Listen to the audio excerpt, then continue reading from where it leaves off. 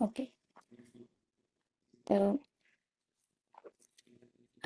আমি বলছিলাম যে আমি প্রত্যেককে আমার দণ্ডবত প্রণাম জানাচ্ছি এবং গৌরহরি কেজ হরিবাসর কেজ কে আমার অনেক অনেক কৃতজ্ঞতা জানাচ্ছি যে আমাকে এই সেবা আবার দেওয়ার জন্য। তো অনেক অনেক কৃতজ্ঞতা আমি জানাই তাদের। আর আমার দণ্ডবত প্রণাম সকলকে। হরে কৃষ্ণা। আমরা আমাদের কীর্তন প্রার্থনা দিয়ে শুরু করি, তারপরে আজকে ক্লাসে এগোই। जय श्री कृष्णा चैतन्य प्रभु नित्यानंदा श्री अद्वैत गदाधर श्रीवासादि गौर भक्तवृंद।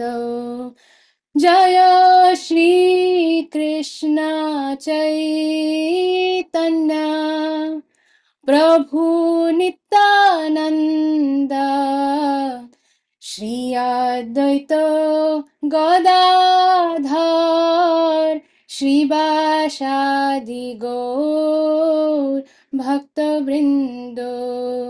जय श्री कृष्ण चैतन्य प्रभु नित्यानंद श्री अद्वैत गदाधर श्रीवासादि गौर भक्तवृंद। हरे कृष्णा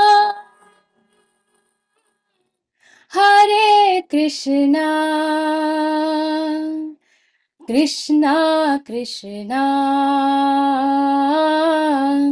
हरे हरे हरे राम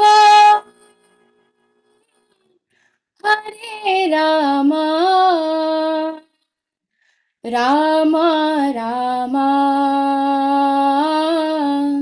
हरे हरे हरे कृष्णा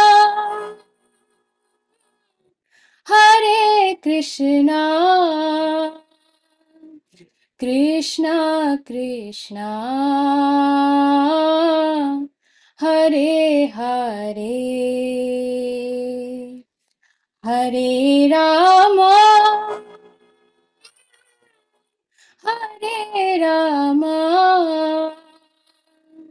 राम राम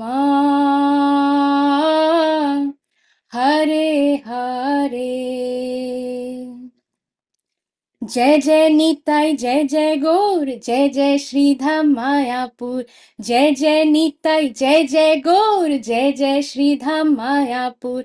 जय जय निताई जय जय गौर जय जय श्रीधाम मायापुर। जय जय निताई जय जय गौर जय जय श्रीधाम मायापुर।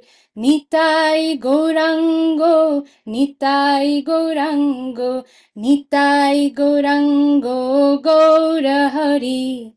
निताई गौरांगो निताई गौरांगो निताई गौरांगो भज गौर हरि।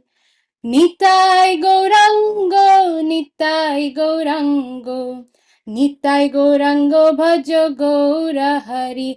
जय प्रभुपदा जय प्रभुपदा जय प्रभुपदा श्रील प्रभुपदा जय गुरुदेवा जय गुरुदेवा गुरुदेवा जय गुरुदेवा।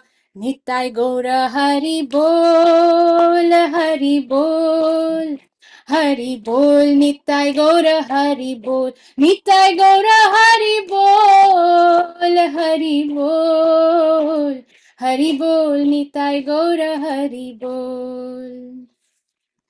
श्री हरिनाम संकीर्तन की जय। जगत गुरु श्रीला प्रभुपाद की जय। श्रीला गुरु महाराज की जय। ताई गौर प्रेमानंदे हरि हरि बोल। मूकं करोति वाचालं पंगुं लंघायते गिरिं यत्कृपातमहं वन्दे श्रीगुरुं दीनतारिणीं। परमानंद माधवं श्री चैतन्य ईश्वरम्। ॐ अज्ञानतिमिरान्धस्य ज्ञानाञ्जनशलाकया चक्षुरुन्मीलितं येन तस्मै श्रीगुरवे नमः। नमः ॐ विष्णुपादाय कृष्णपृष्ठाय भूतले श्रीमते जयपताका स्वामीन इति नामिने नमो आचार्यपादाय निताय कृपाप्रदायिने गौरकथा धामदया नगर ग्राम तारिणे नमः ॐ विष्णुपादाय कृष्णपृष्ठाय भूतले श्रीमते भक्तिवेदांत स्वामीन इति नामिने नमस्ते सारस्वती देवे गौरवाणी प्रचारिणे निर्विशेष शून्यवादी पाश्चात्य देश तारिणे जय श्री कृष्ण चैतन्य प्रभु नित्यानंद श्री अद्वैत गदाधार श्रीवास आदि गौर भक्त वृंद की जय। नामाचार्य श्री हरिदास ठाकुर की जय, तुलसी महारानी की जय, वृंद देवी की जय, समवेत गौर भक्त वृंद की जय। हरे कृष्णा कृष्णा कृष्णा हरे हरे, हरे রাম রাম রাম হরে হরে। সবাই একসাথে হাত তুলে আমরা এই মহামন্ত্রটা করি। হরে কৃষ্ণা কৃষ্ণা কৃষ্ণা হরে হরে, হরে রাম রাম রাম হরে হরে। আরেকবার, হরে कृष्ण कृष्ण हरे हरे, हरे राम राम राम हरे हरे। জয়।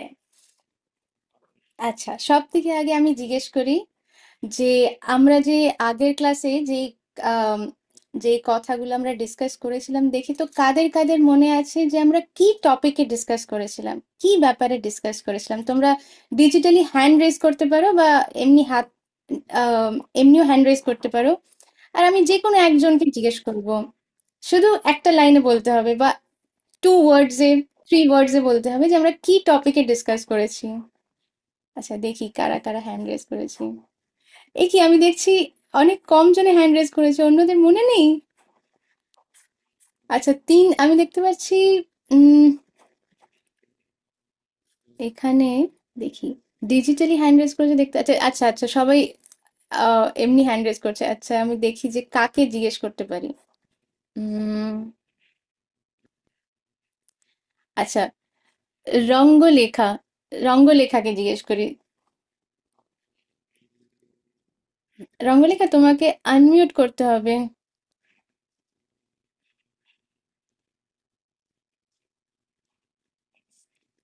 আচ্ছা, মনে হয় রঙ্গলেখা, রঙ্গলেখা বোধহয় হ্যাঁ, আনমিউট করে বলো। আমাকে হ্যাঁ, তুমি হ্যান্ড রেজ করেছো যে। নৃসিংহদেবের হ্যাঁ, নৃসিংহদেব। আর নৃসিংহদেবের সাথে আরেকটা কি বলেছিলাম, মানে কি ঘটনা ছিল কাকে নিয়ে? নৃসিংহদেব সবসময় আমাদের সাথে থাকে। হরি বল, খুব ভালো। আচ্ছা, এবার আমি দেখি আরেকজনকে হ্যান্ড রেজ করেছি।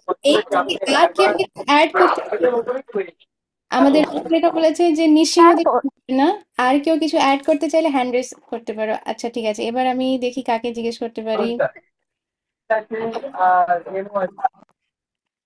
আচ্ছা ঠিক আছে, দই পায়নকে জিজ্ঞেস করি। দই পায়ন, তুমি আনমিউট করে উত্তর দিতে পারো।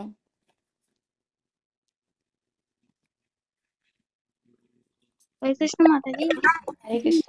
হ্যান্ড রেজ করিনি, হ্যাঁ, আমি হ্যান্ড রেজ করিনি। তুমি হ্যান্ড রেজ করোনি? ও আচ্ছা, তাহলে তোমার হ্যান্ড রেজটা ভুলে চোট হয়ে গেছে। কোনো ব্যাপার না। আচ্ছা, তাহলে পরে আম, ঠিক আছে, শ্রেয়সীকে জিজ্ঞেস করি। শ্রেয়সী, তুমি হ্যান্ড রেজ করেছিলে, আর কি তুমি কিছু অ্যাড করতে চাও, নাকি তুমি এইটাই সেম উত্তরই দিতে চাইছিলে যে নৃসিংহদেব? নৃসিংহদেবের তো ঘটনা অবশ্যই, কিন্তু তার সাথে কিছু কি কেউ অ্যাড করতে চায়? আচ্ছা, আমি দেখছি কৃতিকা হ্যান্ড রেজ করেছে। কৃতিকা, তুমি আনমিউট করে উত্তর দিতে পারো। হরে কৃষ্ণ মাতাজি, একটা সোলজারের হরি বল। কারেক্ট, সোলজারের রাইট, একদম right. Thank you, thank you Krittika.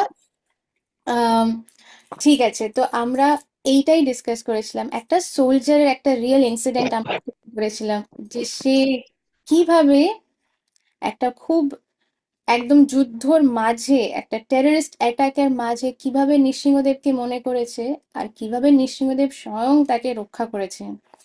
এইটা আমরা ডিসকাস করেছিলাম। তো আজকে আমরা আমাদের টপিকের দিকে এগোই।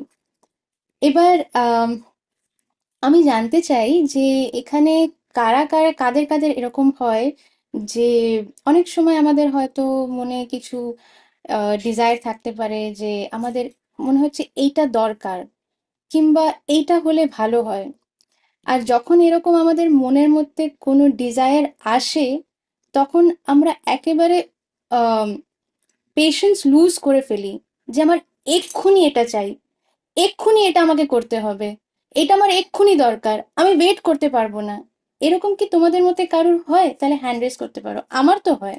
তাই আমি নিজের হ্যান্ড রেজ করছি।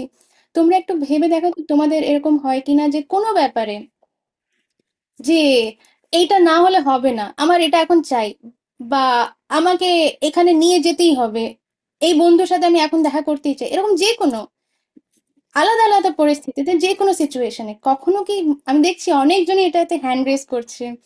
আমি নিজেও হ্যান্ড রেজ করছি কারণ আমার নিজের এটা হয় যে পেশেন্স লুজ করে ফেলি। ওকে, ঠিক আছে। এবার তোমরা সবাই হ্যান্ড হ্যান্ড মানে হ্যান্ড রেজটাকে লোয়ার করে নিতে পারো। তো এই রিলেটেড যে এই যে পেশেন্স, এই জিনিসটা, এই কোয়ালিটিটা খুবই আহ, একটা ভীষণ ইম্পর্ট্যান্ট কোয়ালিটি। আর এই কোয়ালিটিটা সবার মধ্যে খুব ইজিলি থাকে না। অনেক চেষ্টা করেও আমরা মানে চেষ্টা করলে পরে হয়তো একটু পেশেন্ট থাকতে পারি, কিন্তু খুব ইজিলি আমরা এটা করতে পারি না। কিংবা টলারেট করা যে আমরা একটা কোনো পরিস্থিতি দিয়ে যাচ্ছি, কষ্ট পাচ্ছি খুব, কিন্তু সেটা টলারেট করতে পারছি না, আমরা রিয়্যাক্ট করে ফেলি সেই সিচুয়েশনের মধ্যে। তো সেই টলারেন্স, পেশেন্স আর এই এই দুটো কোয়ালিটি খুব রেয়ার, যেটা যারা অনেক শুদ্ধ ভক্ত তাদের মধ্যে অলরেডি এই কোয়ালিটিগুলো থাকে। যারা খুব মানে প্রথম কথা হচ্ছে বৈষ্ণবদের এই কোয়ালিটি বৈষ্ণবদের মধ্যে অলরেডি থাকে। কিন্তু আমরা যারা চেষ্টা করছি এখন এই মানে ভক্তি পথে ভক্তি করবার চেষ্টা করছি, ভগবানকে বোঝার চেষ্টা করছি, ভালোবাসার চেষ্টা করছি, তারপরে ভক্তদের কথা শুনে শিলা প্রভুপাদ যে ইনস্ট্রাকশন দিয়েছে, কৃষ্ণা যে ইনস্ট্রাকশন দিয়েছে, সেটার অ্যাকর্ডিং আমরা ফলো করার চেষ্টা করছি, তাই জন্য আস্তে আস্তে আমাদের এই কোয়ালিটিটা ডেভেলপ হবে। কিন্তু যারা শুদ্ধ ভক্ত তাদের মধ্যে অলরেডি এই কোয়ালিটিটা থাকে। তো এমনই একজন শুদ্ধ ভক্তের ঘটনা, একটা ঘটনা আমি আজকে তোমাদের সবাইকে শোনাতে চাই। দুটো ঘটনা শোনাবো। আর এই দুটো ঘটনা দুটো দুটো কোয়ালিটি নিয়ে। তো আমাদের যে ফার্স্ট পাস টাইম যেটা আমি শোনাতে চাই, আর যেই শুদ্ধ ভক্তের কথা আমি বলছি উনি হচ্ছেন শিল প্রভুপাদের একজন খুব খুব মানে এক্সেম্পলারি ডিসাইপল। আর উনি একজন শুদ্ধ ভক্ত তো বটেই, আর উনি হচ্ছেন আমাদের গুরুবর্গদের মধ্যে একজন খুব আহ, অন্যতম একজন। ওনার নাম হচ্ছে পরম পূজ্য রাধানাথ স্বামী মহারাজ। তো তোমাদের মধ্যে কারা কারা ওনার নাম শুনেছে তোমরা একটু হাত তোলো তো আমি দেখি।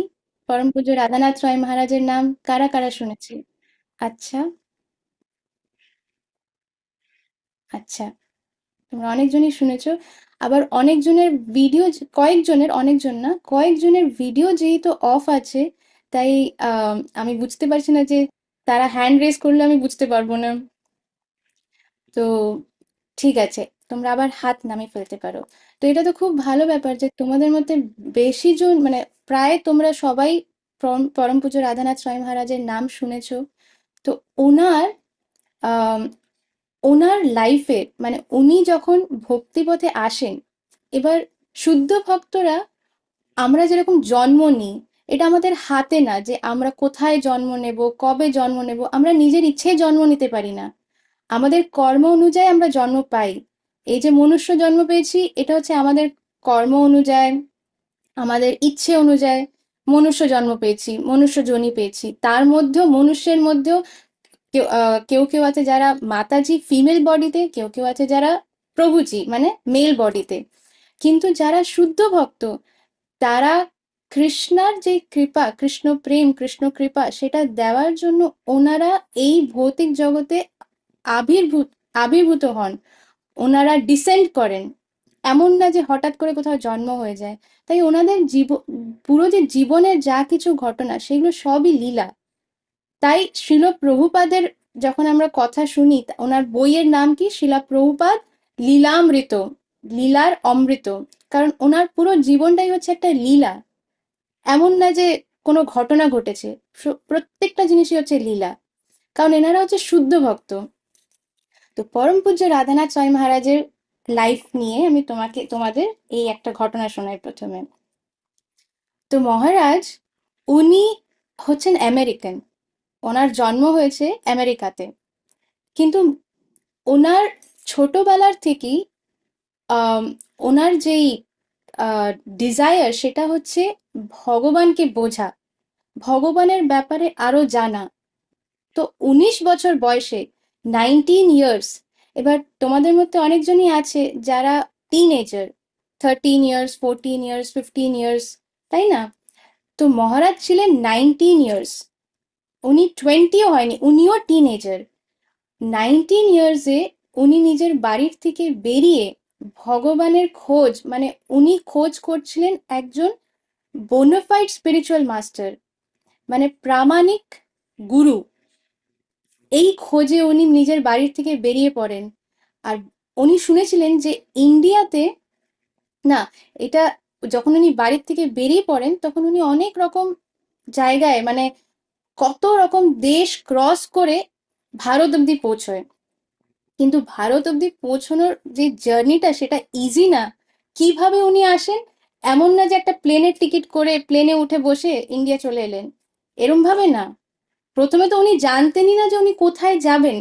প্রামাণিক গুরু খোঁজার জন্য কোথায় যেতে হবে, কি করতে হবে, এগুলো তো কিছু জানাই নেই। কিন্তু ওনার ভেতরে এত দৃঢ় এই ডিজায়ারটা যে আমাকে একটা প্রামাণিক গুরু পেতেই হবে, আমি ভগবানের ব্যাপারে জানতে চাই, আমি ভক্তি করতে চাই, কিন্তু এগুলো কি সেটা আমাকে কে বলবে? তো সেই কারণে উনি কি করেন? হিচ হাইকিং। বা হিচ হাইকিং মানে কি? বাড়ির থেকে বেরিয়ে আমরা ধরো দেখলাম যে একটা টোটো যাচ্ছে, প্রথমে টোটোটাকে ধরলাম, টোটোতে বসে টোটো যেই অবধি যায় সেই অবধি গেলাম, তারপর ওইখান থেকে ওয়েট করলাম, কোনো গাড়ি যাচ্ছে, কোনো লরি যাচ্ছে, কোনো ট্রাক যাচ্ছে, বাস যাচ্ছে, সেটাতে উঠে পড়লাম, উঠে আবার কিছুটা এগিয়ে গেলাম। এইভাবে আমেরিকার থেকে উনি ভারত, মানে বুঝতে পারছো মাঝখানে কতগুলো কান্ট্রি উনি ক্রস করেছেন। আমেরিকা থেকে মাঝখানে মিডল ইস্ট আসছে, ইউরোপ আসছে, এগুলো সব ক্রস করে ফাইনালি পাকিস্তান, তারপরে ইন্ডিয়া। তো এইভাবে উনি অনেক মাস এই জার্নি করে করে ভারত পৌঁছেছে। আর এর মধ্যে ওনার অনেক রকম এক্সপিরিয়েন্স, সেটা উনি শেয়ার করছেন ওনার একটা বই জার্নি হোম বলে। তো এই বইয়ের থেকে একটা ঘটনা এখন আমি আগে বলি। তো মহারাজ পৌঁছেছেন আফগানিস্তানে। আফগানিস্তানের নাম আমি জানি, মোটামুটি তোমরা সবাই নিশ্চয়ই শুনেছো যে আফগানিস্তান। হুম। তো মহারাজ এই হিচ হাইকিং করতে করতে আমেরিকার থেকে এসে পৌঁছেছে আফগানিস্তানে। এবার আফগানিস্তান মানে হচ্ছে একটা ইসলামিক কান্ট্রি, ওইখানে সবাই ইসলাম রিলিজন প্র্যাকটিস করে। আর মহারাজের জন্য এই প্রত্যেকটা জিনিসই নতুন, কারণ উনি নিজেই 19 বছর, তার আগে উনি আমেরিকার বাইরে কোথাও বেরোননি। আমেরিকার কালচার দেখি উনি অভ্যস্ত, আমেরিকায় কিভাবে খাওয়া দাওয়া হয়, কিভাবে থাকা হয়, কিরকম জামা কাপড় পরা হয়। এবার যখন উনি এই ট্রাভেলটা করছে, জার্নি করছেন, তখন নতুন নতুন সব কালচার দেখতে পাচ্ছে, তাদের থাকা, খাওয়া, এই সব কিছু একদম অন্যরকম, একেবারে অন্যরকম। তো যখন মহারাজ আফগানিস্তান এসে পৌঁছয়েন, তখন ওইখানে ওনার ওনার দেখা হয় এক ভদ্রলোকের সাথে, একজন। তো উনি, আচ্ছা, আম, তো ওনার দেখা হয় একজন ভদ্রলোকের সাথে, একজন আফগানি ভদ্রলোক। আর সেই ভদ্রলোক মহারাজকে দেখে ইনভাইট করে যে আহ যে আপনি কোথার থেকে এসেছেন। তখন মহারাজ বললেন যে আমি এরকম আমেরিকাতে আমেরিকাতে থাকি, কিন্তু আমি ওইখান থেকে হিচ হাইকিং করে এই আফগানিস্তানে পৌঁছেছি। তো ওনার সাথে কথাবার্তা হওয়ার পর সেই ভদ্রলোক ওনাকে নিজের বাড়িতে নিমন্ত্রণ করেন যে আপনি আমাদের বাড়িতে আসেন, আর আমাদের বাড়িতে আপনি ডিনার করবেন। তখন মহারাজ বলেছে আচ্ছা ঠিক আছে। তো মহারাজ ওনাদের বাড়িতে গেছে, এবার ডিনারের টাইম হয়েছে, ডিনার করেছে সবকিছু। এবার হঠাৎ করে সেই ভদ্রলোক নিজের জানলায় গিয়ে আউ করে একটা ডাক দেয়। এবার মহারাজ অবাক হয়ে দেখছে যে এইটা নানান রকমের রিলিজিয়ন, নানান রকমের মানে থাকার রহন সহন সব ঠিক আছে, এটা আবার কোন ধরনের ইয়ে। এবার ওই ভদ্রলোক আরেকবার নিজের জানলার বাইরে দেখে হঠাৎ করে বলছে আউ, এরকম একটা ডাক দিয়েছে। আর এইটা করতে করতে উনি একটা দড়ির মতন জিনিস নিজের জানলার থেকে নামিয়ে দেয়। তো যখন এটা করে তখন মহারাজ দেখছে যে কি হচ্ছে ব্যাপারটা। তো তখন মহারাজ দেখে যে ওই যে দড়িটা যে নিচে জানলার থেকে যে নিচে দড়িটা ফেললো, সেই দড়ির থেকে একটা জন্তু উঠে আসে। আর সেই জন্তুটা হচ্ছে একটা মঙ্গুস। মঙ্গুসকে বাংলাতে কি বলে? বেজি। বেজি বলে তাই না মঙ্গুসকে বাংলাতে? তো এই বেজি, একটা বড় বেজি, তো বেজিটা উঠে আসে। আর যখন বেজিটা উঠে আসে ওই দড়ির থেকে সোজা বেয়ে এসে, এবার মহারাজ তখন মানে আমাদের যদি ইসকনের ভক্তদের দেখো তোমরা সবাই, তাহলে তারা সবসময় মানে যারা প্রভুজিরা সবসময় তারা কিন্তু পরিষ্কার থাকে, মানে তাদের চুল ছোট, দাড়ি নেই, কিছু নেই।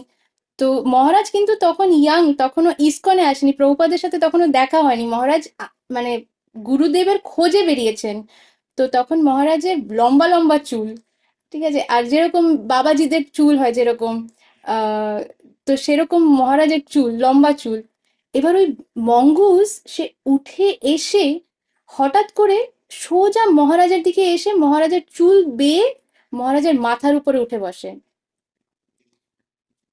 আর এই বেজি যখন মহারাজের মাথায় উঠে বসে তখন মহারাজ ভয়ের চোটে, কোনোদিন মহারাজের এসব কোনো এক্সপিরিয়েন্সই নেই, মহারাজ তখন ভয়ের চোটে নিজের মানে যেই ভদ্রলোকের বাড়িতে, সেই ভদ্রলোকের দিকে তাকায় যে আমি কি করব। তখন সেই ভদ্রলোক হাসতে হাসতে বলছে যে আমার এই অভিজ্ঞতা আমারও কোনোদিন হয়নি, আমাকে ক্ষমা করবেন, কিন্তু আপনাকে একটা জিনিস সতর্ক করে দিই একটা কথা দিয়ে, যে এই যে মঙ্গুস, সে এমনিতে হয়তো কিছু করবে না, কিন্তু সে যদি রেগে যায় তাহলে সে যেই জিনিসটা ধরবে তাকে ছিঁড়ে টুকরো টুকরো করে দেবে। তো আর আরেকটা জিনিস হচ্ছে, যদি বেজিকে ঘুম থেকে যদি ওঠানো হয়, যদি তাকে ডিস্টার্ব করা হয়, তাহলে সে খুব রেগে যায়, আর রেগে গেলে পরে আপনার যে মাথা, এই পুরো ব্রেন ছন্ন ছন্ন করে দেবে একেবারে। তাই আপনাকে খুব কেয়ারফুল থাকতে হবে, আপনি নড়তে পারবেন না যতক্ষণ ও নিজের থেকে আপনার মাথার থেকে নাপছে না, আপনি নড়তে পারবেন না। তো যখন এই কথা মহারাজ শুনেছে তখন মহারাজ ভাবছে যে এবার আমি কি করব, মানে বেজিটা এসে মহারাজের মাথায়, আর বেজিদেরও এই যে নখগুলো হয় বেশ ধারালো, কারণ তোমরা, আমি জানি না তোমরা বেজি দেখেছো কিনা, আহ তারা মানে এই যে সাপকে ধরে, মানে বেজি আর সাপের ভয়ঙ্কর লড়াই হয়। সাপকে সবাই ভয় পায়, কিন্তু বেজি সাপকে ধরে পুরো ছিঁড়ে টুকরো টুকরো করে দেয় এক্কেবারে। তো এই বেজি এবার মহারাজের মাথায় সুন্দর করে বেজিটা নিজের মানে, মহারাজের যেহেতু সুন্দর ম্যাটেড লক্স, একদম বড় বড় চুল, আর বেশ গরম, আর ওই আফগানিস্তানে তখন বেশ শীতকাল ঠান্ডাকাল, তখন বেজিটা খুব মজা পায়, মহারাজের মাথার মধ্যে একদম আরামসে নিজেকে সেট করে সুন্দর করে একদম বসে। আর বসে নিজের যে নখগুলো সেইগুলোকে মহারাজের মাথার মধ্যে ঢুকিয়ে বসে, মানে এটা হচ্ছে ওদের শোয়ার স্টাইল, যখন ওরা হয়তো যেখানে শোয় নখগুলো হয়তো ঢুকিয়ে বসে। এবার মহারাজ বুঝতে পারছে যে তার মাথার মধ্যে মানে ওই নখগুলো ঢোকাচ্ছে, কিন্তু যেহেতু যেহেতু সেই ভদ্রলোক ওনাকে ওয়ার্ন করেছে যে আপনি কিন্তু নড়বেন না, না হলে কিন্তু এই বেজি আপনাকে পুরো টুকরো টুকরো কেটে টুকরো টুকরো করে দেবে আপনার মাথা, এই স্কাল। তো মহারাজ ওই সময় ওরকম পরিস্থিতিতে মহারাজ একদম সোজা বসে আছে, আর উনি ভগবানকে মনে করছেন, আর উনি প্রার্থনা করছেন, উনি এই কথাটা বলছেন যে হে প্রভু, নিশ্চয়ই আপনার এই এই অভিজ্ঞতাটা দিয়ে আপনি আমাকে টলারেন্স আর পেশেন্স শেখাতে চান। কোনো কারণে আপনি এই মঙ্গুসকে আমার মাথার উপরে এরকম শুইয়ে দিয়েছেন, কারণ আমার এখন কিছুই করার নেই, না নড়তে পারবে না কিছু করতে পারবে, ওখানে বসে থাকতে হবে যতক্ষণ সেই বেজি নিজের ইচ্ছেতে যখন তার ঘুম ভাঙবে, সে নিজের ইচ্ছেতে নামবে, ততক্ষণ মহারাজকে ওইভাবেই বসে থাকতে হবে। কোনো দিকে দেখতে পারবে না, কিছু করতে পারবে না, কোনো নাড়াচাড়া না। এবার মহারাজ বলছে যে আমার ঘাড় ব্যথা হয়ে গেছে, মানে ওইভাবে বসে থেকে 1 ঘন্টা, 2 ঘন্টা। কিছুক্ষণ পরে মহারাজ বলছে যে আমি বুঝতে পারছি যে আমার মাথার উপরে শুধু একটা মঙ্গুস না, কিন্তু তার গায়ের মধ্যে যে কত কত পোকা, সেই পোকাগুলো আমার আমার আমার এই স্ক্যাল্পটাকে কামড়াচ্ছে। এবার ভাবো বন্ধুরা, আমাদের গায়ে যখন একটা মশা বা একটা মাছি বসে, তখনই আমরা এরকম করে তাড়াই, ঠিক আছে? বসারও দরকার নেই, দূর থেকে দেখলে পরে তাকে মারতে যাই, মশা দেখলেই মারতে যাই। আর গায়ের মধ্যে বসলে তো কোনো কথাই হচ্ছে না, গায়ে বসলে সঙ্গে সঙ্গে একটা টাস করে মারি আমরা। মাছি দেখলে পরে তাড়াতে যাই। কতক্ষণ আমরা এরকম সোজা বসে থাকতে পারি? আমাদের ওই পেশেন্সই নেই, আমরা টলারেটই করতে পারি না। একটুখানি হয়তো গায়ে কিছু লাগলো, সঙ্গে সঙ্গে আমরা মানে সেটাকে মুছতে যাই, সরাতে যাই। এখানে মহারাজ, সে একভাবে বসে আছে, তাকে পোকা কামড়ে মানে এত কামড়াচ্ছে যে তার জ্বালা করছে, ব্যথা করছে। সেই মঙ্গুসের ভারে তার ঘাড় ব্যথা হয়ে যাচ্ছে, প্রায় ঘাড় ভেঙে যাচ্ছে। মহারাজ বলছেন বইতে যে আমার ঘাড় ভেঙে যাচ্ছে, আমি বুঝতে পারছি যে আমি আর পারছি না। কিন্তু ওইভাবে আমি বসে থেকে আমি ভগবানের কাছে কৃতজ্ঞতা জানাচ্ছি যে আমি যেই মিশনে বেরিয়েছি বাড়িতে, আমার ডিজায়ার কি ছিল যে আমি ভগবানের খোঁজে যেতে চাই, আমি প্রামাণিক গুরুর খোঁজে যেতে চাই।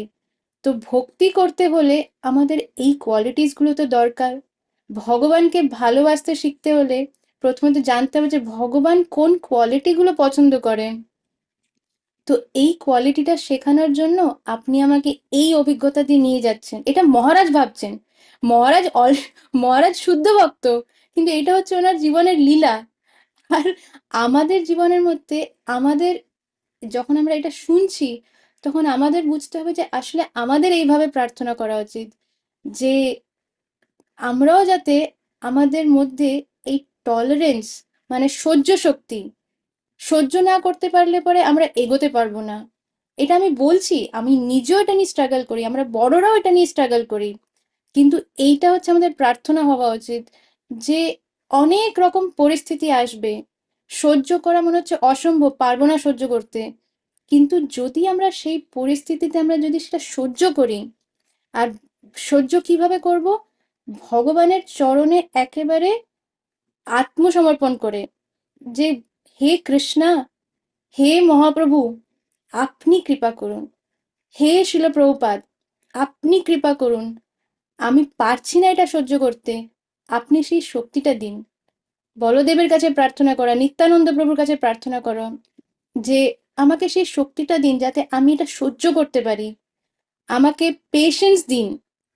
পেশেন্স মানে হচ্ছে আম, আচ্ছা, পেশেন্সের বাংলাটা কে বলতে পারবে? একটু হাত তুলে বলতে পারো। সহ্য শক্তি হচ্ছে টলারেন্স, আর পেশেন্স হচ্ছে ধৈর্য। ধৈর্য। হ্যাঁ। তো এই ধৈর্য শক্তি দেওয়া, এই জিনিসগুলো আমাদের ভগবানের কাছে এরকম সময় প্রার্থনা করা উচিত। এটা মহারাজ আমাদের শেখাচ্ছেন নিজের জীবনের এক্সপিরিয়েন্স শেয়ার করে, যে আমাদের প্রার্থনা কিরকম হওয়া উচিত, কোন সময় আমাদের কি প্রার্থনা করা উচিত। এটা আমাদের মহারাজ শেখাচ্ছেন নিজের লাইফ থেকে। তো এবার আবার আমরা ফিরে যাই এই ঘটনায়। তো এরকম ভাবে 1 ঘন্টা, 2 ঘন্টা, 3 ঘন্টা, 4 ঘন্টা, পুরো রাত পেরিয়ে গেল। সেই ভদ্রলোক মহারাজের কাছে ক্ষমা চেয়ে, হাত জোড় করে ক্ষমা চেয়ে বলছে যে এবার আমাকে শুতে যেতে হবে, কারণ আমি আর চোখ রাখতে পারছি না, আমার এত ঘুম পেয়ে গেছে। আমাকে ক্ষমা করবেন যে আজ অব্দি আমি কোনোদিন আমার গেস্টের সাথে এরকম তাকে ছেড়ে যেতে হয়নি, কিন্তু আপনার এমন একটা পরিস্থিতি যে আপনাকে আমি বলতে পারছি না যে আপনি শুয়ে পড়ুন, তাই আমাকে শুতে যেতে হবে। তো এই বলে সেই ভদ্রলোক শুতে চলে গেলেন। আর মহারাজ তারপরে বসে আছেন 5 ঘন্টা, 6 ঘন্টা। এইভাবে যখন পুরো 6-7 ঘন্টা সেই মঙ্গুস মহারাজের মাথার মধ্যে শুয়ে আরামসে নিজে ঘুমিয়ে নিল, তারপর যখন তার ঘুম ভাঙে, তখন সে নিজের থেকেই মহারাজের আবার সেই চুল বেয়ে বেয়ে নিচে নিচে নামে। এরপর মহারাজ একটা বিউটিফুল জিনিস শেয়ার করছে, যে এই যে মঙ্গুস, সে যখন এই ঘুম থেকে উঠে যখন নিচে নামে, তখন সে কিন্তু সোজা বেরিয়ে চলে যায় না। সেই মঙ্গুস মহারাজের একেবারে সামনে এসে দাঁড়ায়। মহারাজের সামনে দাঁড়িয়ে চোখে চোখ, মানে চোখে চোখ মিলিয়ে, সে তো আর মুখে কথা বলতে পারছে না, কিন্তু চোখে চোখ মিলিয়ে সেই বেজির মুখে যে এক্সপ্রেশনটা ছিল, সেটা ছিল যে কৃতজ্ঞতার। যে তুমি আমাকে যে এই এই যে শুতে দিয়েছো, এই যে ঘুমোতে দিয়েছো, এই আমি খুব আরাম করে ঘুমোতে পেরেছি, এত ঠান্ডার মধ্যেও আমি, আমার শীত করেনি, মানে ওয়ার্ম ফিল করেছি। এই কৃতজ্ঞতা সেই বেজি মহারাজের চোখে চোখ মিলিয়ে কিছুক্ষণ দাঁড়িয়ে তারপরে সে বেরোয়। এটা মহারাজ শেয়ার করছে। তখন মহারাজ বলছেন যে এই যে প্রাণী, এই যে জীব জন্তু প্রাণী, আমরা ভাবি যে এরা আর কি বোঝে, এরা তো কিছুই বোঝে না, এরা তো অ্যানিমালস বা ইনসেক্ট বা বার্ডস। কিন্তু মহারাজ বলছেন যে এরা কত বোঝে, এদেরও ফিলিংস আছে, এদেরও ইমোশনস আছে। না হলে কেন ওই বেজিটা যখন তার ঘুম হয়ে যায়, সে মহারাজের চুল থেকে বেয়ে নেমে সে তো সোজা বেরিয়েই যেতে পারতো, যেভাবে ঢুকেছিল সেইভাবেই বেরিয়ে যেতে পারতো, কিন্তু তা না করে পেছন থেকে নেবেছে, নেবে সামনে এসে মহারাজের সামনে সোজাসুজি দাঁড়িয়ে মহারাজের চোখের দিকে তাকিয়ে থাকে কিছুক্ষণ। চোখের দিকে তাকিয়ে, মানে বোঝা যায় যে তার এক্সপ্রেশনটা হচ্ছে কৃতজ্ঞতা, তাকে মহারাজকে ধন্যবাদ জানাচ্ছে যেন, জানিয়ে তারপরে সে বেরিয়ে যায়। তো এই এক্সপিরিয়েন্স থেকে মহারাজ বলছে যে ভগবান আমাকে এই ধৈর্য শক্তি আর আহ, এই টলারেন্স আর পেশেন্স, এই দুটো জিনিস আমাকে শেখাতে চেয়েছে। তো সেরকমই আমাদের লাইফের মধ্যে অনেক রকম পরিস্থিতি আসবে, নানান রকম পরিস্থিতি আসবে। কোনো পরিস্থিতিতে মানে আমাদের ভালো লাগবে, অনেক পরিস্থিতি আছে যেটা আমাদের ভালো লাগবে না, কিন্তু প্রত্যেক পরিস্থিতিতে আমাদের এটা বোঝা উচিত যে ভগবান আমাদের কিছু একটা শেখাতে চায়, যেটা আমাদের দরকার। সবসময় সবকিছু ভালো হলে তো নাই আমরা ভগবানকে মনে করব, নাই আমরা কিছু শিখবো, আমরা যেমন তেমনই থাকবো। তাই নানান রকম প্রতিকূল অনুকূল যেই পরিস্থিতি আসছে, তার মধ্যে থেকে আমাদের কি শিক্ষণীয়, এইটা আমাদের সব সময় ভাবা উচিত। আমরা কিছু এক্সপিরিয়েন্স করলে পরে আমাদের এটা নোট ডাউন করা উচিত যে সেই এক্সপিরিয়েন্সের মাধ্যমে আমি কি শিখলাম, আমার কি আমার কি এটা দিয়ে লার্নিং হলো, আর আমার মধ্যে কি চেঞ্জ হলো, কোন পজিটিভ চেঞ্জটা হলো, এইটা আমাদের করার চেষ্টা করা উচিত যেভাবে মহারাজ শেখাচ্ছেন। তো এইটা হলো পেশেন্স আর টলারেন্স। এবার আরেকটা ঘটনা, তো এখানে হতে পারে তোমাদের মধ্যে অনেকজন হতে পারে যে আম, যারা ননভেজ খাওয়া এখন অবধি, যারা হয়তো আমিষ ভুজি। তো মহারাজের আরেকটা এক্সপিরিয়েন্স এখানে। এবার এই এক্সপিরিয়েন্সটা হচ্ছে মহারাজ অলরেডি তখন ভারতে পৌঁছে গেছে। আর ভারতে পৌঁছবার পর মহারাজ আম, এবার ভারতে যখন ঢুকছে তার আগে মহারাজ পাকিস্তানে ছিলেন, পাকিস্তান হয়ে পাকিস্তান বর্ডার ক্রস করে ভারতে ঢুকবে।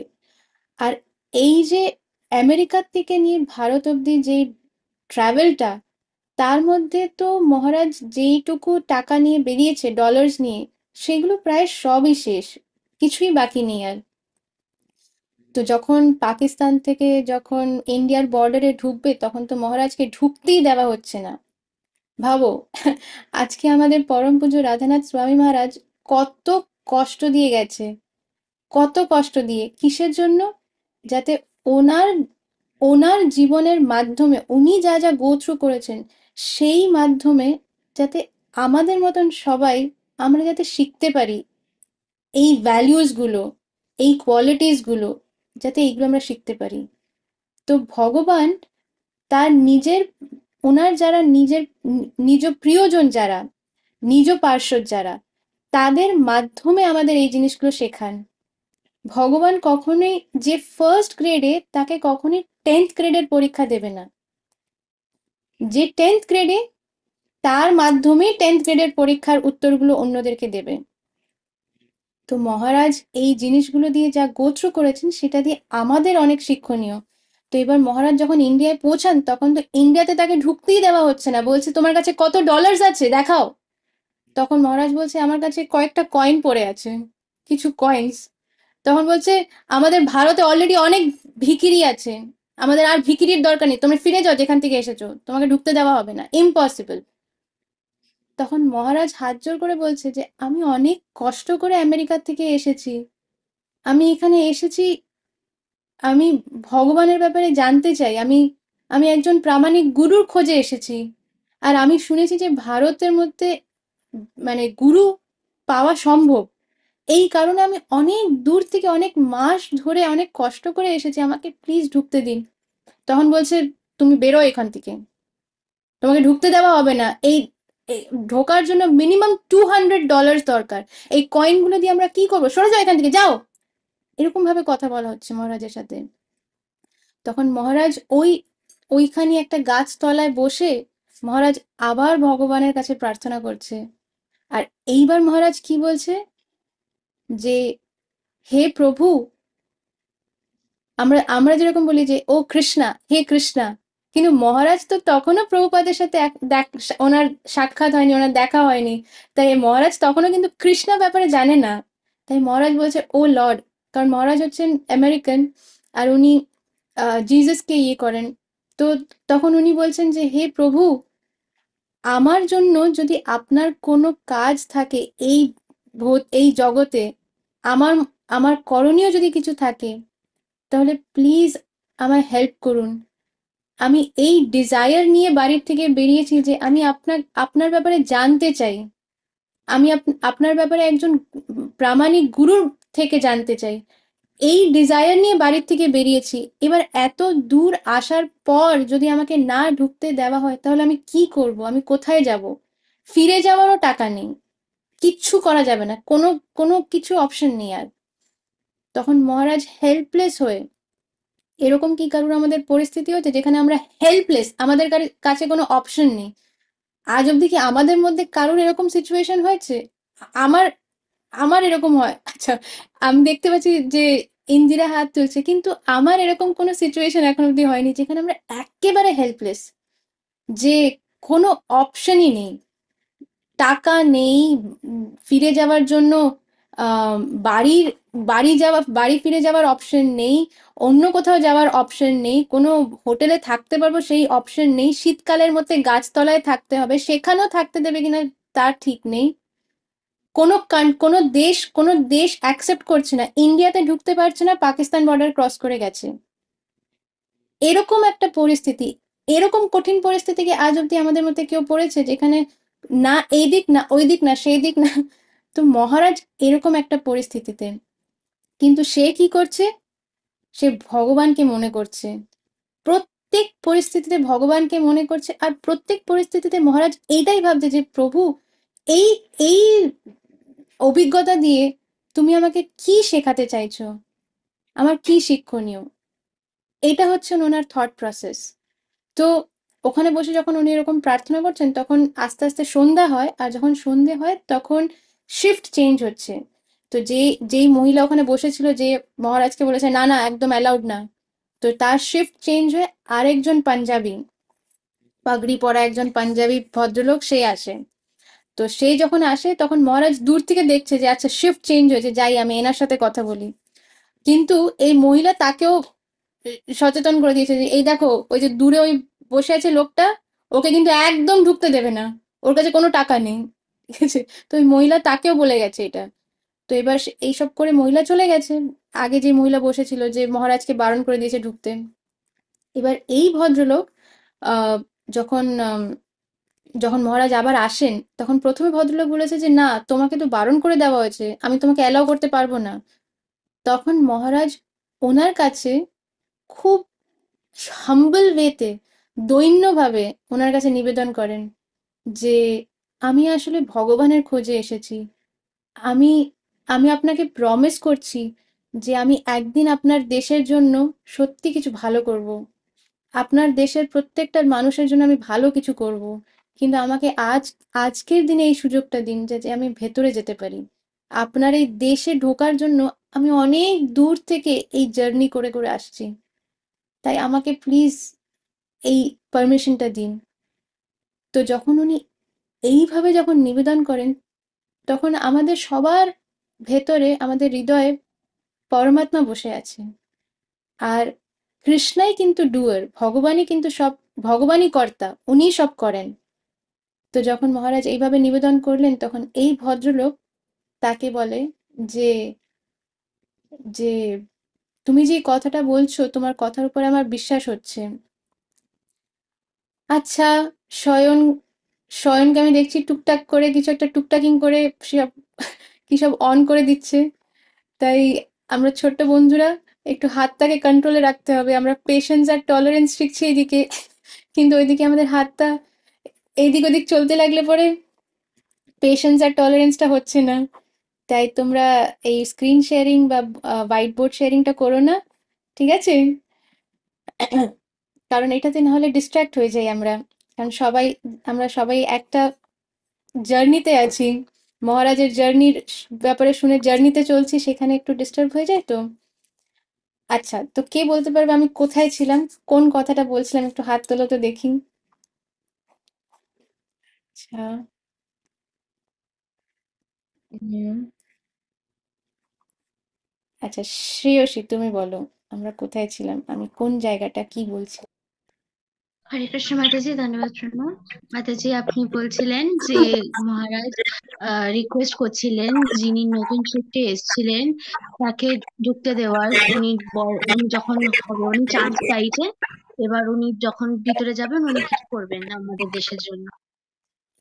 থ্যাংক ইউ, হরি বল। তো ঠিক আছে, তো এইবার যখন এরকম হচ্ছেন, তখন সেই ভদ্রলোক তার মুখের দিকে তাকিয়ে, মহারাজের মুখের দিকে তাকিয়ে সে বলে যে যে তোমার যেই কথাগুলো তুমি বলছো, আমার মনে হচ্ছে তুমি সত্যি কথাই বলছো। আর এই কারণে আমি তোমাকে অ্যালাউ করছি ভেতরে যেতে। আর তার সাথে আমি তোমাকে আশীর্বাদও করছি যে তুমি যেই মিশনে নিজের বাড়ির থেকে বেরিয়েছো, তুমি যেই কারণে নিজের বাড়ি ছেড়ে এত দূর, এত পথ ইয়ে করে এসেছো, সেটা যেন একদম সাকসেসফুল হয়। এরকম ভাবে তাকে আশীর্বাদ করে মহারাজকে, উনি আশীর্বাদ করছেন। তো তখন মহারাজ ইন্ডিয়াতে ঢোকেন। আর ইন্ডিয়াতে ঢোকার পরেও অনেক রকম অভিজ্ঞতা, এক এই একটা ক্লাসে তো আমি সব বলতে পারবো না, কিন্তু আরেকটা কোয়ালিটির ব্যাপারে আমি ডিসকাস করতে চাই। সেটা হচ্ছে কম্প্যাশন, এই ঘটনাটা দিয়ে। তো একবার এরকম হয় যে একজন ভারতীয় ভদ্রলোক মহারাজকে দেখে জিজ্ঞেস করে যে তুমি কোথার থেকে। তখন মহারাজ বলেন নিজের ব্যাপারে সবকিছু। তখন উনি বলেন যে আসো, আমি তোমাকে ইনভাইট করছি, আমার একটা হোটেল আছে, রেস্টুরেন্ট আছে, আমি সেখানে তোমায় ইনভাইট করতে চাই, তুমি সেখানে এসে আহ, তোমার লাঞ্চ করো। তখন মহারাজ বলেছে আচ্ছা ঠিক আছে। তো এবার এমন হয়েছিল যে 2-3 দিন হয়ে গেছে মহারাজ ঠিক করে কিছু খায়নি। 1-2 দিন হয়ে গেছে মহারাজ কিচ্ছু খায়নি, এক্কেবারে কিছু খায়নি। আর কিছু না খাওয়া অবস্থায় প্রচন্ড খিদে পেয়েছে, প্রচন্ড মানে তেষ্টা পেয়েছে, এরকম অবস্থায় যখন মহারাজকে উনি বলেন যে আসো রেস্টুরেন্টে, তখন মহারাজ একবারে বলে যে হ্যাঁ আমি আসবো। আর উনি যান। তখন মহারাজকে উনি একটা প্লেট, মহারাজের সামনে একটা টেবিলের মধ্যে ওনাকে প্লেট বানিয়ে দেন। আর প্লেটের মধ্যে মহারাজ, মানে প্লেটে কি আছে না আছে মহারাজ এইগুলোও দেখে না, যে এত খিদে পেয়েছে মহারাজ খাওয়া শুরু করে দেয়। তো যখন খাওয়া শুরু করে তখন সেই ভদ্রলোক এসে বলে যে আমি কি তোমাকে একটু বলতে পারি যে এই এই যে থালিটা, এই থালার মধ্যে কি কি আছে? তখন মহারাজ বলছেন যে হ্যাঁ হ্যাঁ, আপনি কৃপা করে বলুন। তখন উনি বলা শুরু করেন যে এই যে তুমি যে গোল গোল জিনিসটা খাচ্ছ এটাকে বলে চাপাতি, রুটি। তখন মহারাজ বলছে আচ্ছা।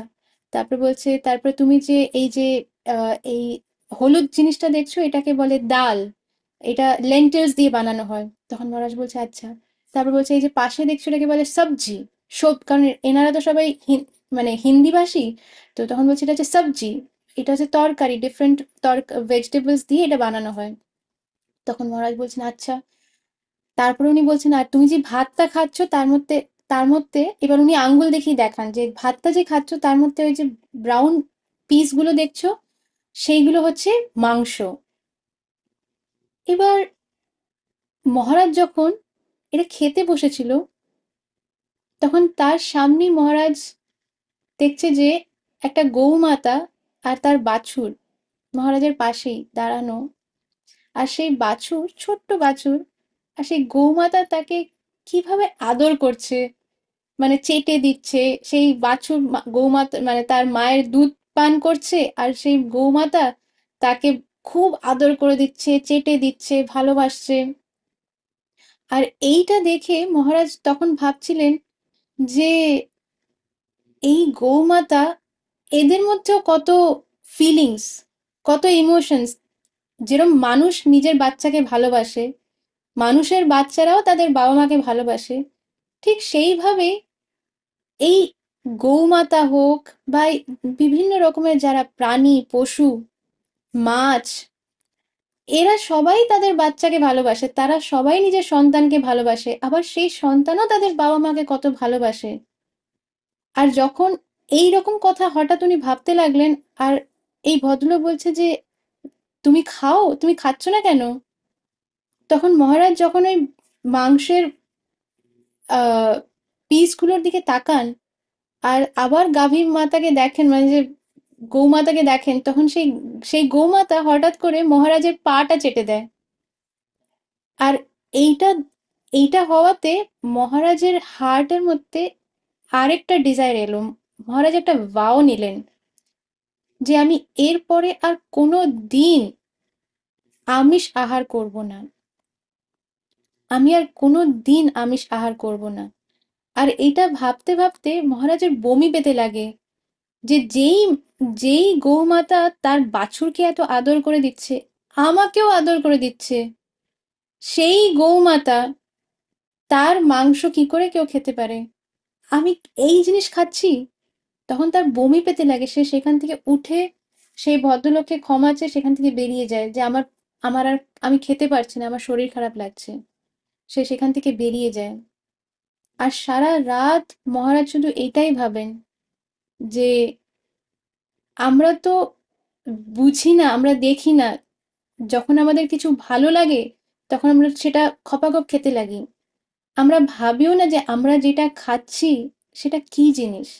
অনেক সময় অনেকজন আমিষ আহার করে, আর আমিষ আহার করার সময় তাদের মনে হয় যে কি টেস্টি জিনিস, কি ভালো জিনিস খাচ্ছি। কিন্তু এইটা একবারও ভাবি না যে যেই জিনিসটা আমরা খাচ্ছি সেটা কিছুক্ষণ আগে তার ভেতরেও প্রাণ ছিল, তার ভেতরেও প্রাণ ছিল, তারও একটা পরিবার ছিল। সেখান থেকে তাকে আলাদা করে কিভাবে তাকে মানে কত আহ নিষ্ঠুরভাবে তাকে মেরে এই জিনিসটা তৈরি করা হচ্ছে, এই ডেড বডিগুলো বানানো হচ্ছে, যাতে যারা বোঝে না, যারা ইগনোরেন্ট, তারা এই জিনিসটাতে মজা পেতে পারে। আমরা গিয়ে দোকান থেকে কিনে আনছি, আমরা তো দেখছি না তাদের কিভাবে মারা হচ্ছে। তো মহারাজ এই কথাগুলো ভাবতে লাগে। আর তখন মহারাজের শরীর খারাপ হতে লাগে যে এই জিনিস এই জিনিস আমরা পাই, এই জিনিস আমরা খাচ্ছিলাম এতদিন, এত বছর। তখন মহারাজ একটা vow নেয় যে আর কোনোদিন আমিষ আহার আর করব না। And compassion towards all living beings, যত জীব জন্তু প্রাণী, তাদের সবার প্রতি কম্প্যাশন রাখা, কাউকে না মারা বা কাউকে কষ্ট না দেওয়া, এই vow-টা উনি করেন। তো মহারাজের এই জিনিস দিয়ে আমাদের শিক্ষণীয় হচ্ছে যে এবার যারা ভক্ত তারা তো এমনিতেও আমিষ আহ আহার গ্রহণ করেন না। উম, উল্টো যারা ভক্তিপথে যারা অনুশীলন করছেন তারা তো তারা সবাই প্রসাদ বুঝি। কিন্তু প্রসাদ বুঝির মধ্যেও আমরা অনেক সময় বুঝি না, আমরা অন্য জীবজন্তুকে, ঠিক আছে জীবজন্তু অব্দি আসার আগে আমরা অনেক সময় অন্য মানুষদেরকে অনেক কষ্ট দিই, না বুঝে কিছু কটু কথা বলা বা এমন কিছু বলা যেটাতে তাদের কষ্ট হচ্ছে, তাদের খারাপ লাগছে। তো এইগুলো কম্প্যাশনের মধ্যে আসে। অহিংসা, অহিংসা মানে এটা শুধু কোনো জীবজন্তু প্রাণীদের ব্যাপারে না, এটা হচ্ছে প্রত্যেকের ব্যাপারে। কারোর সাথে ডিল করার সময়, কারোর সাথে যখন আমরা কথা বলছি, তাদের সাথে আমরা যাতে সেনসিটিভ থাকি, যে কাউকে কষ্ট না দিয়ে কোনো কথা বলা, কাউকে কোনো দুঃখ না দেওয়া। তো মহারাজ আমাদের এই ঘটনা দিয়ে এই জিনিসটা শেখাতে চাইছেন। তো আমি ভাবলাম যে এই দুটো জিনিস আজকে আমাদের পরম পূজ্য রাধানাথ স্বামী মহারাজের আবির্ভাব তিথি, মানে ডেট অনুযায়ী ওনার আজকে অ্যাপিয়ারেন্স ডে। তাই এই অ্যাপিয়ারেন্স ডেতে আমি চাইছিলাম যে মহারাজের লাইফের এত বিউটিফুল ওনার এক্সপিরিয়েন্সেস, অনেক এক্সপিরিয়েন্সেস, আলাদা আলাদা কোয়ালিটি নিয়ে ওনার এক্সপিরিয়েন্সেস আছে, কিন্তু আমি ভাবলাম যে এই দুটো কোয়ালিটি নিয়ে, এই তিনটে, পেশেন্স, টলারেন্স, আর কে বলবে থার্ড কোয়ালিটিটা কি ডিসকাস করলাম? আচ্ছা দেখি কাকে আমি এখনো চাচ্ছি। উম, আচ্ছা, গৌরব তুমি বলো আনমিউট করে। হরে কৃষ্ণ মাতাজি, দণ্ডবত প্রণাম। ধন্যবাদ, প্রণাম। থার্ড কোয়ালিটিটা হচ্ছে কম্পালশন। হ্যারি বল। তো এই তিনটে কোয়ালিটি নিয়ে আজকে আমি ভাবলাম যে এটা ডিসকাস করা যাক। তো আশা বাপরে বাপরে অর্ডার করে দিই ভুলভাল সবাইকে মিউট করে দিচ্ছি। ভুলভাল হুম। তো আশা করি যে তোমরা এই এই যে দুটো ঘটনা শেয়ার করলাম, এটাতে মজা পেয়েছো, আনন্দ পেয়েছো, কিন্তু অ্যাট দ্য সেম টাইম এটার যেই লেসনটা, সেটাও তোমরা বুঝতে পেরেছো। আর অনেক সময় যখন আমরা স্কুলের মধ্যে আমরা আমাদের ফ্রেন্ডসদের সাথে দেখা করি, আহ কিংবা আমাদের কোনো আত্মীয়, অনেক সময় এটা নিয়ে কথা হয়, তখন তোমরা এইভাবে, যদি তোমাদের কেউ জিজ্ঞেস করে বা কোনো প্রসঙ্গ উঠলো, তোমরা এইভাবে তাদেরকে এই ঘটনাগুলো শেয়ার করতে পারো। কারণ একজন শুদ্ধ ভক্তের যখন আমরা গুণগান করি, তাদের ব্যাপারে যখন আমরা কথা বলি, তাদের কথা যখন আমরা কাউকে বলি, তখন তাদের কৃপা আশীর্বাদ আমাদের উপরে তো অবশ্যই হয়, কিন্তু যার কাছে আমরা বলছি তার উপরেও সেই আশীর্বাদ কৃপা আসে। তাই তোমরা এই এই যে দুটো জিনিস শেয়ার করলাম, দুটো ঘটনা, সেটা চেষ্টা করো মনে রাখার, আর যখন সুযোগ পাবে তখন অন্যদের সাথে ওটা শেয়ার করো, যাতে অন্যরাও এই কৃপা আর এই আম, এই যে আশীর্বাদ এটা লাভ করতে পারে, যেরকম তোমরা এখন পাচ্ছো। তোমরাও বুঝতে পারছো একটু একটু, না হলে কেন তোমরা স্যাটারডে এই যে ইভিনিং এ সবকিছু ছেড়ে তোমরা যে ক্লাসটা জয়েন করছো, নিশ্চয়ই তোমরা এখানে কোথাও আনন্দ পাচ্ছো, তাই না? নাহলে কেন করবে? তো এরকম ভাবে তোমরা অন্যদের দেওয়ার চেষ্টা করো। তো এইটা দিয়েই আমরা শেষ করি। আর যদি কারোর কোনো প্রশ্ন বা কোনো যদি কমেন্ট, কোনো ফিডব্যাক থাকে, তাহলে পরে হ্যান্ড রেজ করতে পারো। আচ্ছা, আমি দেখছি যে ইমন হ্যান্ড রেজ করেছেন। আচ্ছা, অনেকজনই হ্যান্ড রেজ করছে। আচ্ছা, ইমন তুমি আনমিউট করে বলতে পারো। হরে কৃষ্ণ মাতাজি, ধন্যবাদ প্রণাম। হরে কৃষ্ণা। ধন্যবাদ। মাতাজি, আমার প্রশ্নটা হচ্ছে জার্নি হোম রিলেটেড, আপনি কিছু একটা বললেন, তো ওইটা যদি আর একবার বলেন। জার্নি, আচ্ছা, আর সবাইকে মিউট। হ্যাঁ, এই জার্নি হোম, এইটা হচ্ছে মহারাজের অটোবায়োগ্রাফি। পরম পূজ্য রাধানাথ স্বামী মহারাজ, ওনার পুরো যে জার্নি হোম এই কারণে বলা হচ্ছে, কারণ উনি যখন ইন্ডিয়াতে এসে আম, উনি সদ্গুরুর সার্চে ওনার বাড়ির থেকে বেরিয়ে এই ডিফারেন্ট কান্ট্রিজ ক্রস করেছে, তা সেখানে কি কি তার ওনার এক্সপিরিয়েন্স হয়েছে, আর সেই এক্সপিরিয়েন্স দিয়ে উনি কি শিখেছেন, এগুলো প্রত্যেকটা জিনিস এত বিউটিফুলি ডিসক্রাইব করা, তোমার একেবারে মনে হবে যে তুমি মহারাজের সাথে সাথে আছো, মানে সাথে সাথে যাচ্ছ। অনেক ঘটনা এমন যে গায়ে কাঁটা দিয়ে উঠবে, মানে এটা কি করে হতে পারে, মহারাজ কি করে এটা ম্যানেজ করলেন, মানে এরকম। আর তারপরে যখন উনি ফাইনালি ইন্ডিয়া পৌঁছান, পৌঁছাবার পর কিছু মানে পৌঁছবার পরও ইন্ডিয়াতেও উনি অনেক রকম জার্নি দিয়ে যান। তখনও উনি প্রভুপাদের সাথে ওনার দেখা হয়নি, উনি হিমালয়াতে গিয়ে নিজের ইয়ে করেছেন, সাধনা করেছেন হিমালয়াতে গিয়ে, গঙ্গার মধ্যে, মানে একদম ঠান্ডার মধ্যে অনেক কঠিন সাধনা, তারপরে জপ করা, মেডিটেশন করা, অস্টেরিটি করা, এগুলো সব উনি করেছেন। তারপরে এইসব কিছু করে ইভেন কি, মানে যে মোস্ট, অনেক অনেক রিনাউন্ড যারা সাধু বাবা, তারপরে ডিফারেন্ট প্র্যাকটিসেস যেরকম বুদ্ধিজম, জৈনিজম, অনেক রকমের যে সব প্র্যাকটিসেস, এগুলো সব মহারাজ ডিফারেন্ট ডিফারেন্ট প্র্যাকটিসেস এক্সপিরিয়েন্স করে আহ, একটা পয়েন্টে উনি বম্বেতে ওনার উনি একটা পান্ডাল প্রোগ্রাম অ্যাটেন্ড করতে যান, যেইখানে শিল প্রভুপাদ আর ওনার সব শিষ্যরা কীর্তন আর তারপর একটা ক্লাস আর তারপরে প্রসাদের ব্যবস্থা। যখন এই জায়গায় যখন মহারাজ পৌঁছন, তখন এত কিছু এক্সপিরিয়েন্স করার পরে, আমরা তো খুব কম এক্সপিরিয়েন্স, আমরা আর কি এক্সপিরিয়েন্স তেমন করেছি, কিন্তু মহারাজ প্রত্যেকটা জিনিস ট্রাই করেছে, এভরিথিং, হেন কোনো জিনিস নেই যেটা মহারাজ ট্রাই করেননি। আর সব কিছু ট্রাই করার পরে যখন মহারাজ যখন প্রভুপাদের বাণী শুনেছে, প্রভুপাদের মুখ থেকে যখন আহ ভগবানের কথা শুনেছেন, তখন মহারাজ ফুললি কনভিন্সড হয়ে গেছে যে this is the right thing. তাই জন্য সেখানে এসে ওনার যে সার্চ, সেটা ফাইনালি এন্ড হয়। আর উনি বসেছিলেন অনেক পেছনে, তখনও মহারাজের লম্বা চুল, আর প্রভুপাদ স্টেজে বসে আহ, বসে আছেন, ওনার শিষ্যরা কীর্তন করছেন, ডান্স করছেন। আমি জানি না তোমরা কতজন ইসকনের মন্দিরে গেছো, কিন্তু ইসকনের মন্দিরে গেলেই তোমরা বুঝবে যে ওইখানের সব থেকে মজার ব্যাপার হচ্ছে একটা হচ্ছে কীর্তন। এমন কীর্তন হয় যে তোমরা না নেচে পারবে না, সবাই নাচছে ওখানে, সবাই নাচছে। আর নাচছে মানে কি কি আনন্দে নাচছে!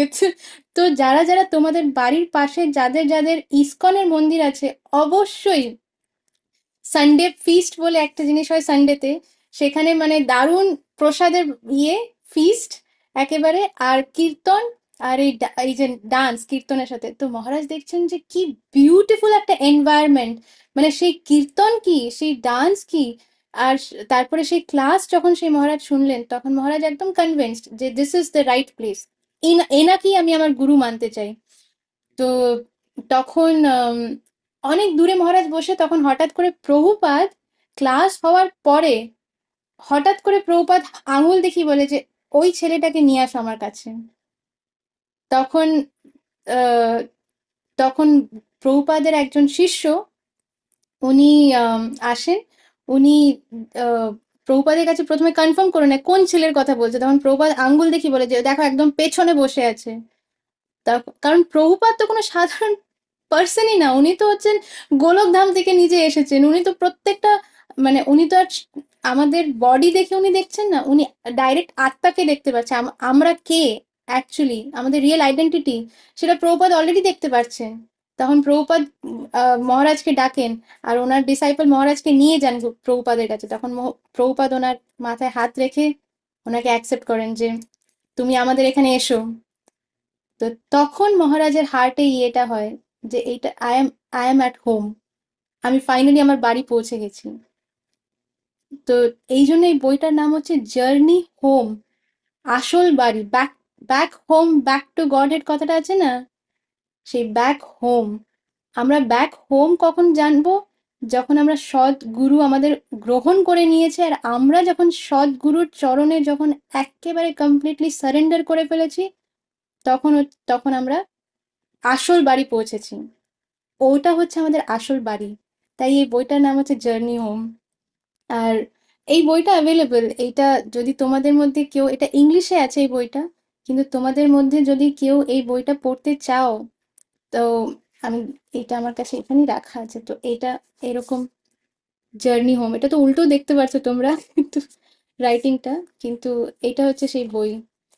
তো কখন তোমাদের মধ্যে যদি কেউ রিড করতে চায়, কারোর পড়তে ভালো লাগে, তাহলে এই বইটা তোমরা অর্ডার করে বা আমাদের জানালে আমরা ওখান থেকে আমরা পৌঁছে দেওয়ার চেষ্টা করব।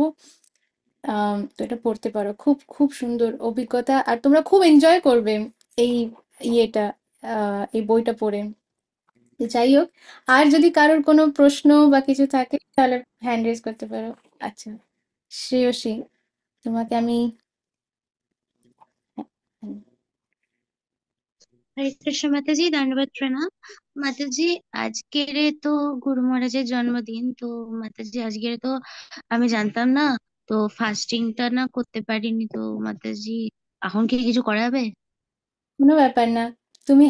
তুমি যে ভেবেছো, এটা এখন তো ওখানে রাত্রিবেলা, কিন্তু তুমি যে ভেবেছো এটাই অনেক। তুমি তোমরা কীর্তন করতে পারো মহারাজের জন্য, বা মহারাজের কিছু আম, মহারাজের কথা নিজেদের মধ্যে বসে ইয়ে করতে পারো, কিংবা নিজের মনে মহারাজের কাছে যেটা অবশ্যই করা উচিত, যে যখন কারোর জন্মদিন হয় আমরা নিজেদের মধ্যেও যদি ভাবি, যখন যেদিন আমাদের জন্মদিন সেদিন আমরা খুব খুশি থাকি, খুব মানে আমাদের মনটা খুব আনন্দে থাকে, আর ওই দিন আমরা এক্সট্রা মার্সিফুল হয়ে যাই। কেউ যদি কিছু বলে যে হ্যাঁ হ্যাঁ হ্যাঁ, আরে ঠিক আছে ঠিক আছে, কোনো ব্যাপার না। তো তো এরকম যখন শুদ্ধ ভক্তদের যখন আবির্ভাব তিথি, সেই দিন ওনারা এমনিতেই কম্প্যাশনেট, এমনিতেই দয়ালু, এমনিতেই কৃপালু, অহৈতুকী কৃপালু, আম, কিন্তু আজকের দিনে ওনারা আরো আরো বেশি মার্সিফুল। তাই এরকম দিনে আমাদের যা কিছু প্রার্থনা, এবার ম্যাটেরিয়াল জিনিস কিন্তু চাওয়া উচিত না, কিন্তু তাও বলে রাখলাম যে এমন না হয় যে আচ্ছা মহারাজ আমার না একটা ভালো অটোমেটিক ওই মেশিন কার বা ওরকম ধরনের একটা খেলনা হলে খুব ভালো হয়, বা এরকম ধরনের এইটাও ঠিক আছে। তোমরা তোমরা তার ওনার মানে গুরু মহারাজের গ্র্যান্ড গ্র্যান্ড চিলড্রেন বলে না, নাতি নাতনি, বা সেরকম ইয়ের থেকে আমরা তো যা কিছুই বলতে পারি। কিন্তু যদি আমরা কোনো স্পিরিচুয়াল যা প্রেয়ার্স আমাদের, যে আমরা ভক্তি পথে এগোতে চাই, ভক্তি পথে আমরা অগ্রসর হতে চাই, আমরাও ষোলমালা জপ করা, আমরা এই প্রামাণিক গুরু পরম্পরার সাথে যুক্ত হওয়া, আমরাও যাতে শিল প্রভুপাদ আর কৃষ্ণার সেবা করতে পারি, এরকম প্রার্থনা আমাদের খুব ইন্টেন্সলি এরকম শুদ্ধ ভক্তদের কাছে করা উচিত। কারণ এই দিনকে যখন আমরা প্রার্থনা করি, তখন এই প্রার্থনা কোনোদিনই আমাদের প্রার্থনা ফেল হয় না, কিন্তু আজকের দিনে এই প্রত্যেকটা প্রার্থনা ডেফিনেটলি খুব তাড়াতাড়ি আরো আনসার হবে। তো প্রত্যেকের আমাদের এই জিনিসটা করা উচিত, যে খুব ইন্টেন্সলি মহারাজের কাছে প্রার্থনা করা, যে আমাদের মহারাজ আপনি আশীর্বাদ করুন, যাতে আমরা রিয়েলি শুদ্ধ ভক্ত তো হতেই চাই, আপনার কৃপাতে আমরা শুদ্ধ ভক্ত যেন হতে পারি। আর অ্যাট দ্য সেম টাইম আমরা আরো যাতে তাড়াতাড়ি ভক্তিপথে অগ্রসর হতে পারি, আমাদেরও যাতে রুচি আসে, নাম নিতে রুচি, প্রসাদে রুচি, তারপরে আম, কীর্তনে রুচি, আর এরকম ভাবে এইভাবে প্রার্থনা করা, যাতে আমরা টলারেন্ট হতে পারি, যেটা নিয়ে আমরা কথা বললাম, পেশেন্ট হতে পারি, যাতে আমাদের ভেতরে কম্প্যাশন আসে, কম্প্যাশন আসলে আমরা অন্যদেরকে, আমাদের কাছে যে ভালো জিনিসটা আছে সেটা আমরা অন্যদের দিতে চাইবো। তো কৃষ্ণা ভগবদ গীতাতে বলছে যে কৃষ্ণার প্রিয়কে, যে কৃষ্ণার ব্যাপারে অন্য কাউকে প্রচার করছে, সেই কৃষ্ণার অত্যন্ত প্রিয়, যেই কারণে অর্জুন কৃষ্ণার এত প্রিয়। এটা কৃষ্ণা নিজে ভগবদ গীতায় অর্জুনকে বলছে। তো আমরা যদি কৃষ্ণার ফ্রেন্ড হতে চাই, কৃষ্ণা নিজে বলছে যে তুমি আমার ফ্রেন্ড, তুমি আমার ডিয়ার ফ্রেন্ড। কেন ফ্রেন্ড? কারণ তুমি আমার কথা শুনছো এবং তুমি আমার কথা অন্যদেরকে বলো, তাই জন্য you are very dear to me. তো আমরা যদি রিয়েলি কৃষ্ণার ডিয়ার হতে চাই, তাহলে আমাদের কৃষ্ণার কৃষ্ণার এই যে কথাগুলো, বা কৃষ্ণার প্রিয়জনের যে কথাগুলো, এইগুলো অন্যদের সাথে অবশ্যই শেয়ার করা উচিত। তাহলে আমরা খুব কুইকলি কৃষ্ণার ডিয়ার হয়ে যাব, কৃষ্ণার ফ্রেন্ড হয়ে যাব, আর কৃষ্ণা নিজে আমাদের ফ্রেন্ড মানবে। আমরা আমাদের মন থেকে কাউকে ফ্রেন্ড মানতে পারি, অমুকে আমার বন্ধু, কিন্তু সে কি আমাকে নিজের বন্ধু মানছে? সে যদি আমাকে বন্ধু না মানে তাহলে কিরকম বন্ধু? তো এইভাবে আমরা এই প্রার্থনা করতে পারি। আচ্ছা, আমি দেখছি আরো আহ, দুজন হ্যান্ড রেজ করেছে। আচ্ছা, অভিরূপ, আমি তোমাকে আনমিউট করছি। অভিরূপ, তুমি আনমিউট করে বলতে পারো।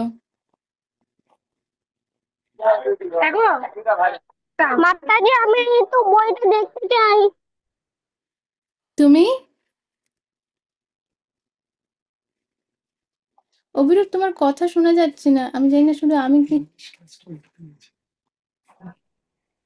আমি একটু বইটা দেখতে চাই।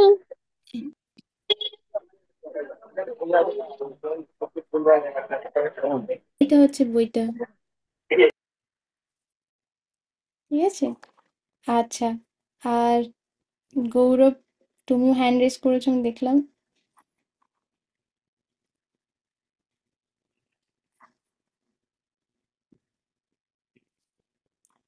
আচ্ছা, হরে হ্যান্ড কৃষ্ণ মাতাজি দণ্ডবত প্রণাম। আমি করিনি হ্যান্ড রেজ।